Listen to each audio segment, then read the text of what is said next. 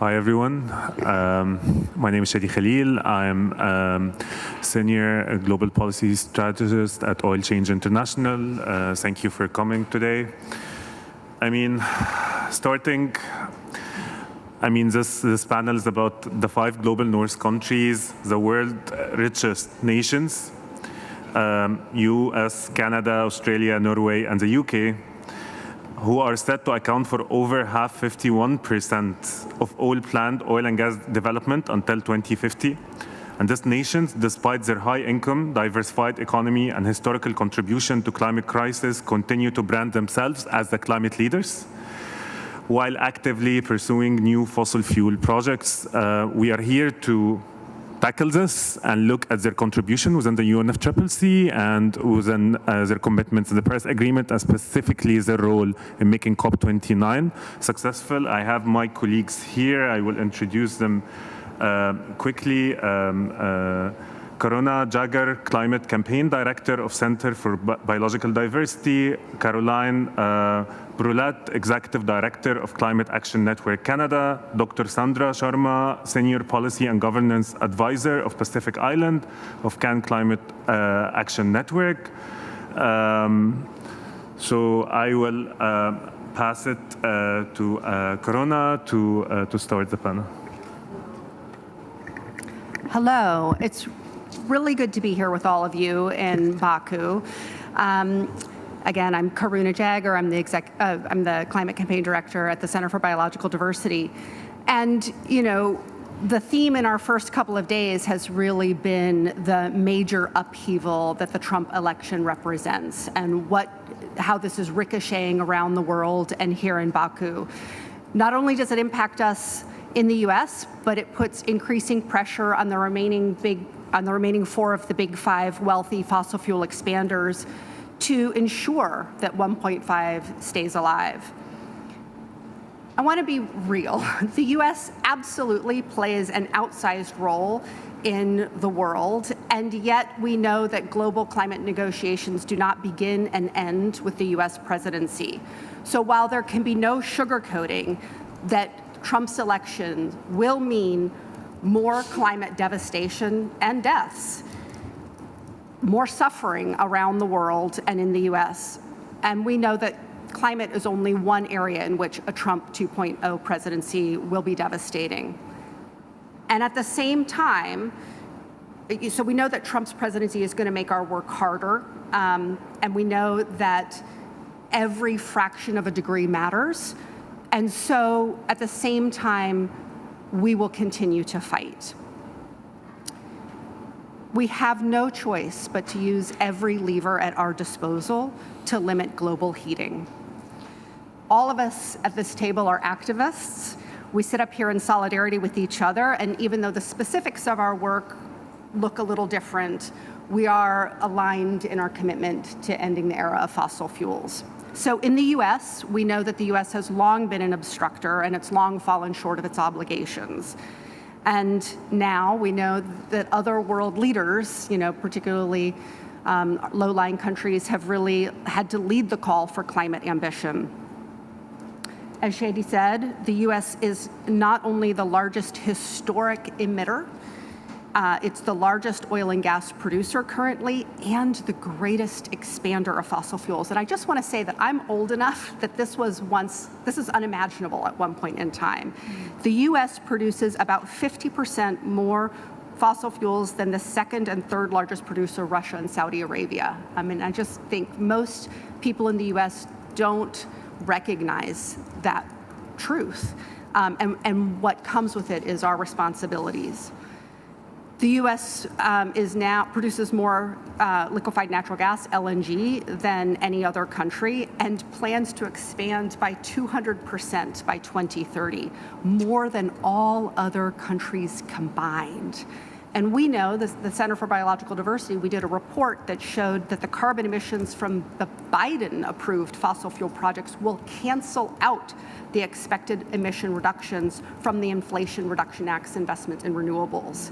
That's the grim state in which we're operating. And so we know that there is a lot of work to do to curtail fossil fuels in the US. And what it means is that we cannot simply sit back and say that now that the Trump we have a Trump presidency, that we're just going to wait 4 more years for action. In the US, activists following the lead of most impacted countries and communities have articulated our vision for a fast, fair phase out. In September, we released a model NDC as a roadmap for sort of the depth and breadth of what it is that we need to achieve to live up to the US's fair share. The US must cut emissions by 80% of 2005 levels by 2035. We need to phase out all fossil fuel production by 2031 with an immediate end to fossil fuel expansion. We need to ensure that no false solutions are part of the fossil fuel phase out, and we need 100% clean renewable energy by 2035 at the latest. Lastly, we need to ensure that greenhouse gas emissions, both from fossil fuel exports and US military sector, are included. So there's a lot more that I could say, but my time is up, so we'll do it in questions about the role of subnationals like my home state of California, which is the 5th largest economy and the 7th largest oil producing state. We've had some success there, and I'm going to pass it over to my colleagues to talk more about the need for ambitious NDCs and an NCQG commitment. Thank you so much. I mean, Caroline, we started, we walked out of COP28 with GST decisions that acknowledge the need to phase out of fossil fuel. I mean, it's a historical acknowledgement. In alignment 1.5 was declined this year, and this is the sort of climate leadership that we expect. If you can maybe speak to us about this more toward Canada. With pleasure. Hi, folks. I'm Caroline Brouillette. I'm the Executive Director of Climate Action Network Canada, which is the country's largest coalition of over 160 NGOs, trade unions, both public and private, First Nations, local groups, youth groups, etc. As Shady said, we came out of Dubai last year with a historic outcome on the need to transition away from fossil fuels. And now we're here at COP29, the finance COP, where climate multilateralism is hanging by a thread. We can still save it and still save this really important text that was achieved last year, but we know that for that, a fair finance deal is absolutely essential to make the Paris Agreement goals possible and enable this just energy transition in global South countries, which are the least responsible for the climate crisis, but facing its worst effects.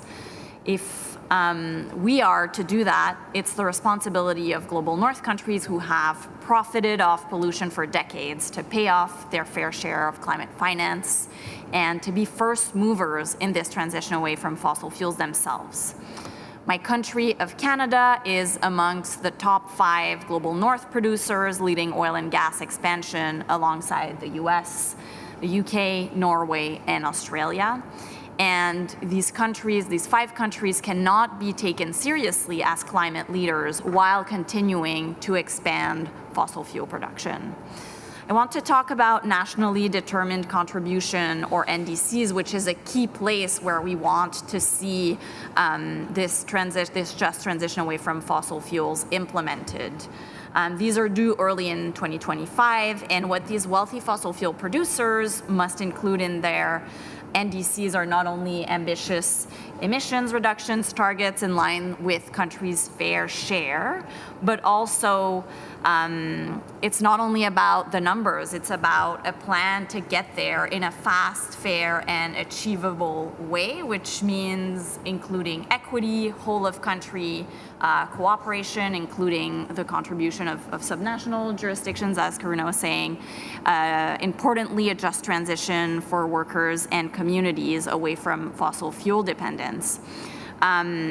And it also means, as per the science, that for these NDCs to be 1.5 aligned, we as a first step must see some plans to stop fossil fuel expansion and the expansion of oil and gas production, as well as 1.5 aligned sectoral targets for the energy for all sectors, but for our topic at hand today, especially the energy sector.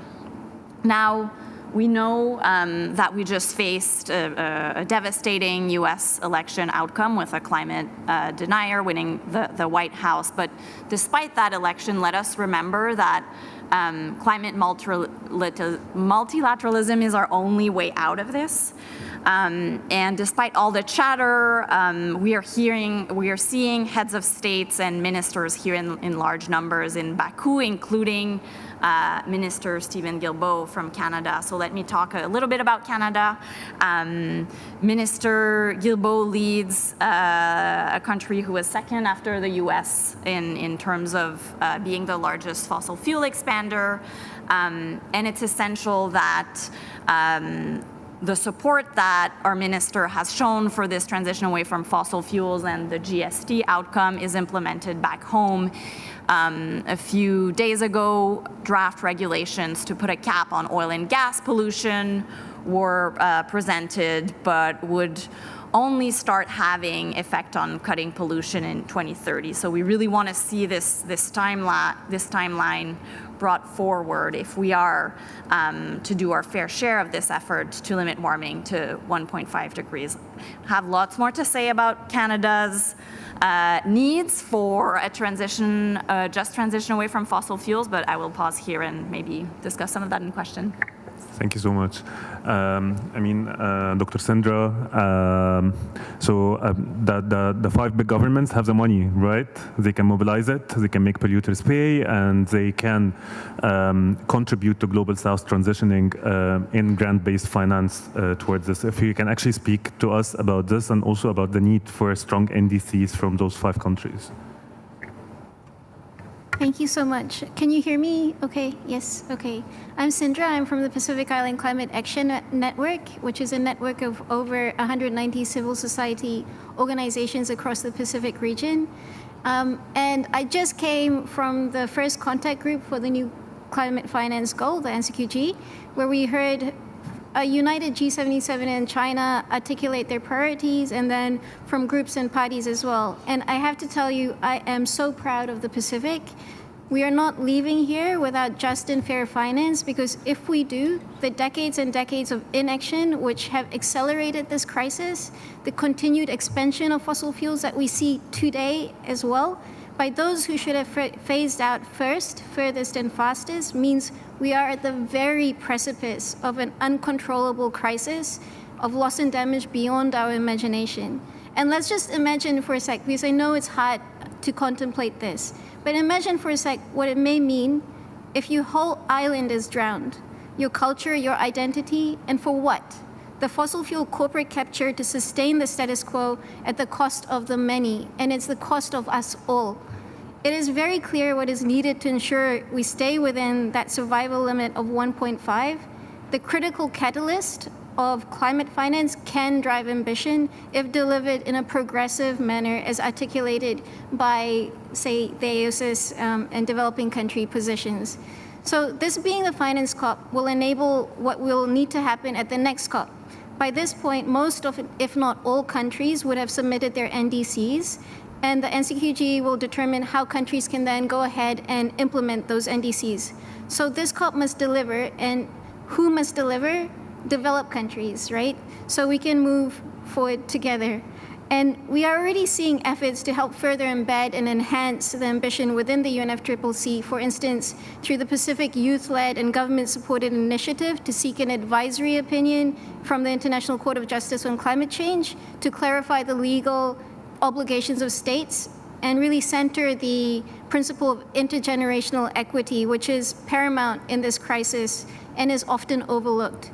So the needs and priorities of developing countries is really in the trillions, which has been articulated many times by civil society and by developing countries, and must support climate mitigation, adaptation, and loss and damage, because all 3 work together, right?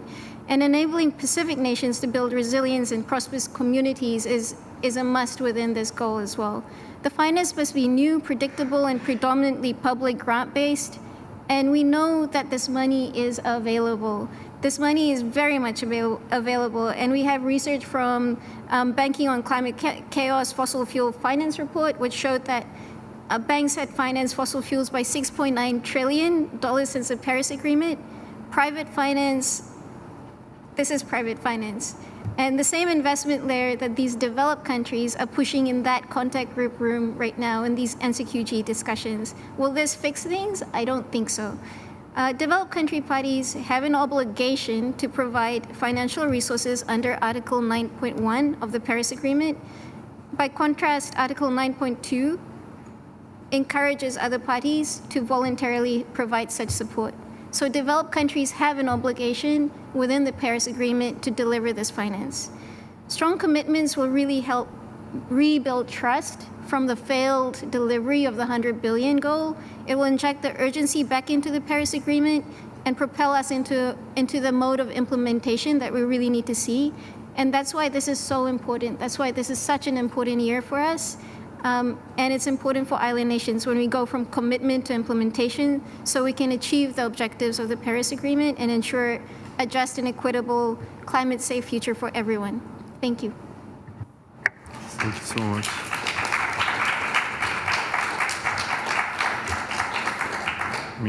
Thank you so much. To summarize, we are speaking about very strong indices. This is the leadership that we're expecting, right? From the global north, from the 5 countries, strong indices, finance, quality, a common form of grants, and taking leadership on this, and also backing institutional commitments, right? So we are expecting those countries to support, for example, a country like Brazil on the proposal from a mitigation work program, looking into the equity of the phase out on the global north leadings, looking into how can this also transform into institutional outcomes within the UNFCCC, looking into also the quality of NCQG having within the energy aspect sub-goals that can help global south countries transition. So not only the indices, but also coming hand in hand on more institutional work within the UNFCCC. I would like to open the floor for questions, and I would give the priority to journalists and media.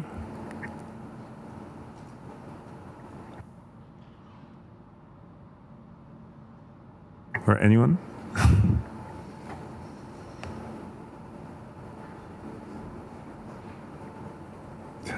Yes.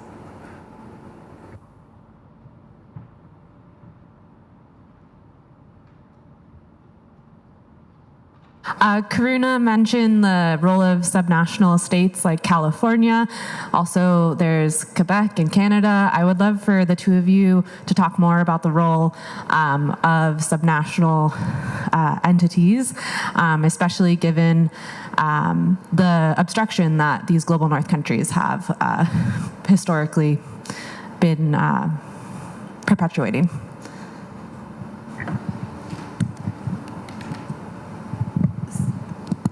Subnationals have always had an important role to play. Even within the NDCs, we know that there's many levers that we need to pull. And in California, we've seen some really strong, promising action to tackle the oil and gas industry. So California is the world's 5th largest economy. It is also currently the 7th largest oil producing state. And we've had, after a decade of strong work and hard-won fight, we've achieved a health and safety buffer in California. We've seen a ban on fracking and, strong curtailment of permits. And, our Attorney General has sued Big Oil for their lies and deception. So there's a lot that has been done in California. We need to continue to build on that promise. With a total phase out, there's many more steps that we're working on in California, and I think that Governor Newsom has certainly signaled that he's interested in taking up the mantle of climate leadership. So our job is going to be to ensure that he follows through on that. I also want to say, in addition, that there are other tools that we have. We can sue, and so under the first Trump administration, we launched hundreds of lawsuits, and I think had something like an 80% success rate, which is not too bad. So we're linking arms with litigators across the U.S., and we certainly will be hoping that the Biden administration is going to fill the vacant federal judicial appointments. Trump has said that he will drill, baby, drill, and I'm here to say that we're going to sue, baby, sue.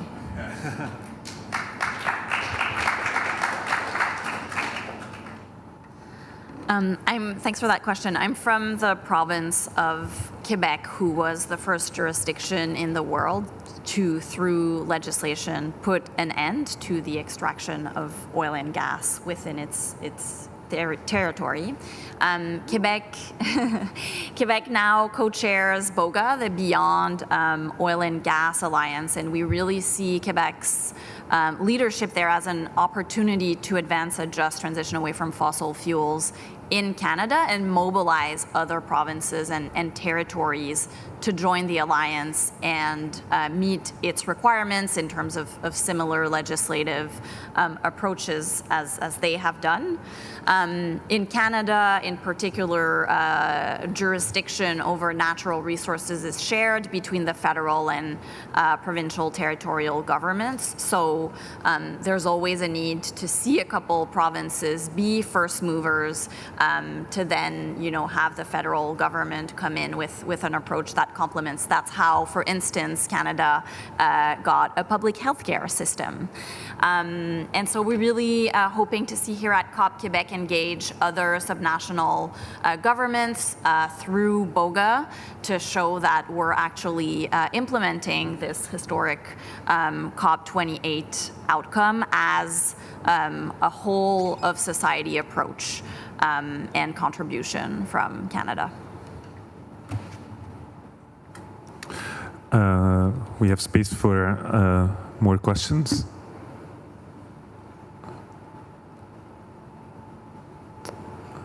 Yes, we have here.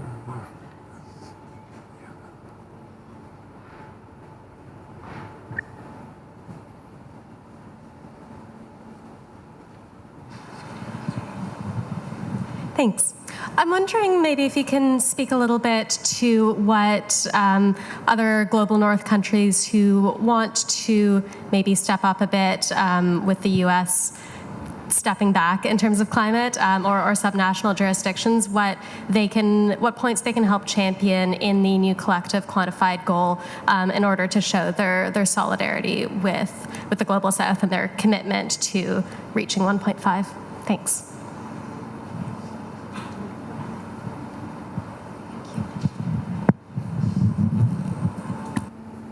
Thank you for that question. I think it's an important one to build sort of that collective way forward as to tackle a pretty difficult question, right, of the NCQG, because it's always hard when we're talking about money. But I think the gap that the U.S. would leave, it's not actually that significant because they've never been a major provider of climate finance. So this is a great opportunity for countries that want to enhance their ambition alongside those of developing countries to really show that, right? And to show that in a manner that's enabling us to move together at the same speed. And at the same time, by moving together in the same speed, it's helping their economies out too, because the same signals are moving in a competitive way to the shift to renewables and just an equitable transition for all. But I'll leave it to others. Yeah, we have space for like 1 minute closing remark maybe from you. Yeah, there was. So you feel. Do you have anything to add? Do you have something to add? Or? Okay, so maybe you can take the last question. It's you. Yes.